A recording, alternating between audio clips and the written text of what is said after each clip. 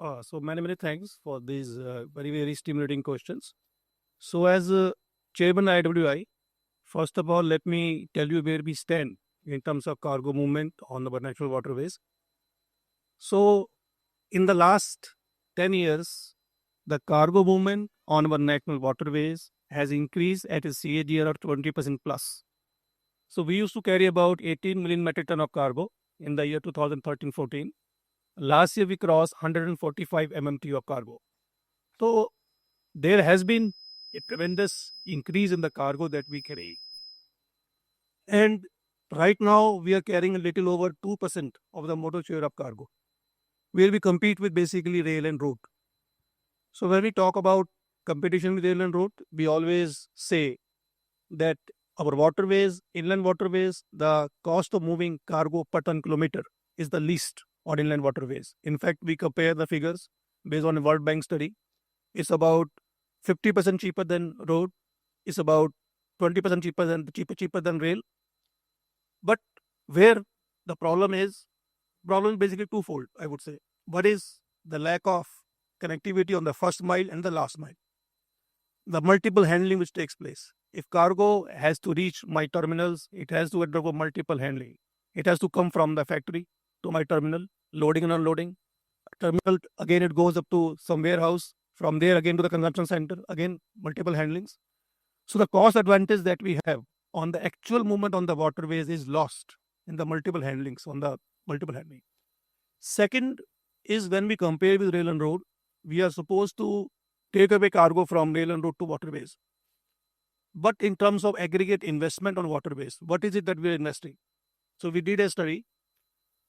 The budget, the expenditure on rail and road is about 2 lakh plus 2 lakh crore per annum plus. And the budget of inland waterways is about 1,500 crores. So we are actually competing with rail and road with a budget which is less than 1% of their budget. It's very unfair competition. So one, because of lack of last mile, first mile, the transport on waterways becomes much more expensive. Secondly, we don't have adequate investment. So to address this problem, we came up with a scheme called Jalwahak scheme, where we are incentivizing about 35% of cost of transport on the waterways. So this scheme has just started. We are implementing on National Waterway 1, National Waterway 2. The idea is to somehow take away this cost differential between the road and rails. That will be one part of our strategy going forward. Second part of strategy is we have to address this first mile and last mile. For this, we are developing multimodal hubs on the waterways. We are starting with National Waterway 1 in Varanasi. We already acquired land. So we're developing a freight village there. So again, the idea is that the part which pinches the most that gets addressed. We're also developing a hub in Sahibganj. So as these multimodal hubs come, as this scheme comes into play, we will be able to compete with the rail and road. We're also trying to increase the investment in the waterways. We have made a project pipeline of about 50,000 crores. With this, we hope that the difference in investment which goes into waterways is gradually narrows down. We are also looking at having a complete ecosystem for waterway movement. We are developing ship repair facilities on National Waterway 1, National Waterway 2. We are developing training facilities in various parts of the country. The idea is to have a complete ecosystem which doesn't exist when we look at rail and road. In fact, when we compare our waterways with international experience, for example, Europe, if we talk about European waterways, the challenges that we face in Indian waterways are much more immense. The kind of siltation that our rivers have, in fact, Brahmaputra and Ganga, the siltation load that they carry is almost 5 times, 10 times that of Rhine River. Plus, the kind of investment which has gone into those rivers. In fact, I was there last year. The budget of Rhine River itself, Rhine River alone, is 5,000 crores, and for the last maybe 50 years or so. And we are investing only 1,000 crores in 111 national waterways. So there is a huge requirement to increase the investment which goes into waterways. There's a requirement to increase the budget of a Jalwahak scheme also as it takes off. So I hope going forward, as the budget increases, the scheme kicks in, we'll be able to attract more cargo from rail and road. Then we talked about postal movement.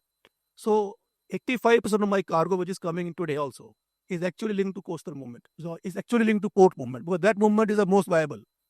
And in that movement, the multimodality is getting reduced. So that is our bread and butter. The coastal movement, the cargo movement, the movement linked with port.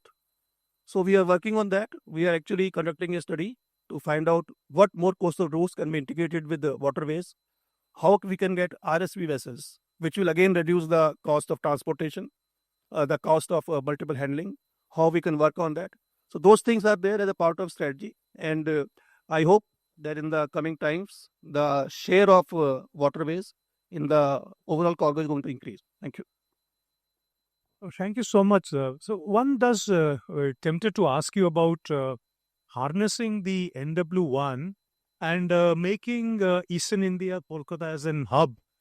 How do we access the Northeast, which is a very large part of the Indian population, and continue to struggle with the classic chicken neck, and also being aware that the protocol route with Bangladesh not working out? Could you throw some light to the house on the Sitwe route, and how could we harness bringing that, sir? So basically, there are two ways to access the Northeast through the waterways. One is what we call the Indo-Bangladesh protocol routes. There are 10 of such routes. So in fact, 4 of those routes are actually operational. Despite the political situation in Bangladesh being bad, these routes are doing fine. We carry about 4 MMT cargo every year on those routes. So the connectivity happens from Kolkata to IBP routes. Then we can exit at Pandu, or we can exit at Karimnagar, Badapur also. So that part is actually functional. In fact, not only cargo, but cruise movements are also happening regularly. The second connectivity is through Sitwe, as you mentioned, which will actually bypass Bangladesh. So it's very, very strategically important for us if we can have a route which connects to Northeast, bypassing Bangladesh. So there, connectivity will be from Kolkata to Sitwe through the sea route, from Sitwe to Paletwa by waterways, from the last remaining part, which is basically the road connectivity from within Myanmar to upper Northeast. So the ocean route is there, that is functional. The port exists, port is being run. The waterways also developed and constructed.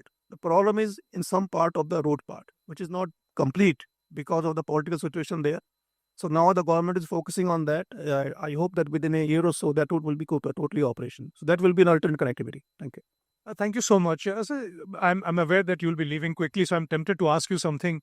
So Indians' penchant for leisure is improving, and we're talking about cruise tourism to a very large extent.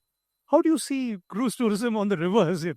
How do we harness rivers for cruise tourism? And before I do, many congratulations on the wonderful cruise that perhaps runs from Varanasi on through to Brahmaputra. But some thoughts on that. So let me tell you. I think it is not so well known. River cruise in India is a hugely successful story. We run world's most luxurious, most expensive, and the longest cruises as on date today. The number of cruise vessels, which used to be 3 in 2013-14, the number of national waterways on which these were running were also almost 3. The vessels have increased to 25 plus, and they're all top of the line luxurious vessels. The cruise that you mentioned, Ganga Vilas, is the world's longest river cruise and probably the world's most expensive also. The ticket is almost 25 lakh for 50-day cruise, and it goes totally booked. And it's not that it's the only cruise right now. Those cruises are increasing. And recently, you'll be glad to know that Viking has announced its entry into India in river cruise sector. They will be running a cruise in NW2. So NW1, NW2, NW3, they are hugely successful cruise operations as on day. Cruise is a success story throughout. And we are working on further developing infrastructure on NW1, developing various cruise terminals, providing various facilities. And I think Sanjay mentioned about shore-to-ship power facility for all cruise. So we are actually creating the infrastructure. But it's a hugely successful story.